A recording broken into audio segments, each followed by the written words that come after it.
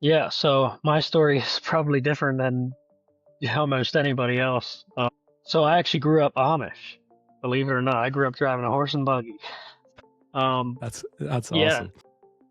I honestly, I never thought it would happen that I'd be actually driving a truck, but I grew up on a 50 cow dairy farm. We did a lot of things by hand. We used horses to do the field work, to do, make hay and all that stuff. So there was no machinery. I mean, we had a tractor to run the manure pump and different things like that, but there wasn't machinery. And I remember seeing the feed trucks, the milkman come in and out of the driveway, and I was great friends with them, and always just me and my brother. It was always just our dream to like someday, wouldn't that be so cool if we could drive a truck? But I didn't actually think it was going to happen. And as we grew up, I ended up working for a custom farmer for a while, and he taught me how to drive truck. And we did have an uncle that was hauling sheds before he had left the Amish community, and he was actually a truck driver. So that would be another way that we kind of got tied into it. And we would ride with him sometimes. There was a time where I was about 10, 11 years old, where the milkman actually, one day he was just like, hop in, I'm going to take you along to the next farm, and then I'm going to bring you back after we pick up that milk. And he left me right in the milk truck, took me over to the next farm. We pumped the milk out of the tank, and he took me back home again. That made my entire year. So there was just Wow, things I like can that, imagine. and then riding with our uncle when we were older. That yeah, we knew that's what we wanted to do, and we're both doing that now. So I guess you could say it's a dream come true. It is. Wow. What an awesome story. So tell me, when did you leave the Amish community? How old were you when you decided to do that move? So I would have started driving, got my license and stuff soon after I was 16. Okay.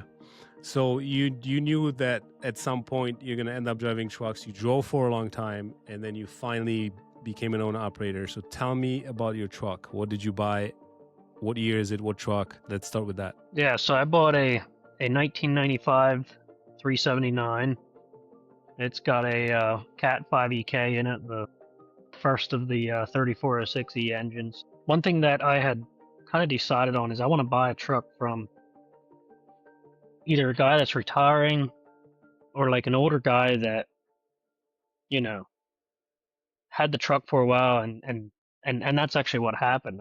This was purchased from a guy that retired. I think he's like 70 years old, and he retired, so I bought the truck from him, and it's a 95. It's got the original paint job on it. It's got a nice paint scheme on it, and it's original. Beautiful truck. So Beautiful truck. Beautiful I truck. feel like I got pretty lucky being able to, pilot this truck. But the engine was overhauled about 100 and it would be now about 180,000 miles ago. So, you know, I'm hoping that runs for a while. So yeah, the engine was overhauled, had a lot of work done to it. It was actually before the previous owner bought it. It was a car hauler. It had the rack on top and all that. So it was a car hauler before that. So it's an 18 speed? It's a 15, a little 15. different than most. Yeah, it's a 15. It has the 15 speed overdrive in it, and it'd be nice to put a 13 or an 18 in eventually. Okay, so tell me, 15 took a look. do you mind sharing how much you paid for it, or you don't want to share? Tell me if you don't want to share, that's fine.